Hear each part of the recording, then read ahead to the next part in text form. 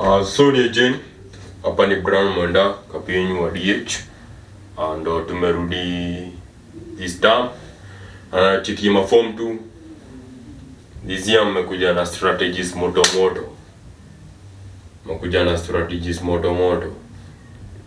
Kuna wase mi ushinda nikijirudia maform tu. Kabla ufanye kitu, kwanza unakuwa umefikiria outcome hiyo kitu.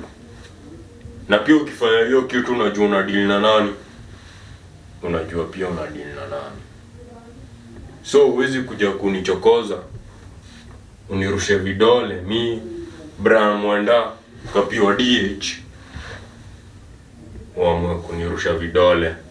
So kuna wase wana hug mti usiku yote, unalala ukiwa umehug mti. Na ukiulizwa reason ya hiyo, unaambia Prince ati juu unataka kapiwa DH, atolewe kwa hiyo kiti, kapiwa DH, ahamishwe shule. Iko hivi, maform tu.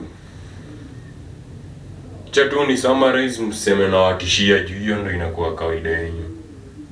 Wewe nisikupate walai. Ama hadi ufikirie kufanya hivyo, sijaribu, utatii. Kitu nitawafanyia mabaina, takuwa mnaona mti unapotea. Hizi kuwa ukiwa form 1 ulipata nikiwa kapiwa DH. So umeingia form 2, tunadai nitolewe kwa hiyo cheo msi. So iko hivi. Weka udai nikuwe kapiwa DH. Unaweza hama chuo ni mingi.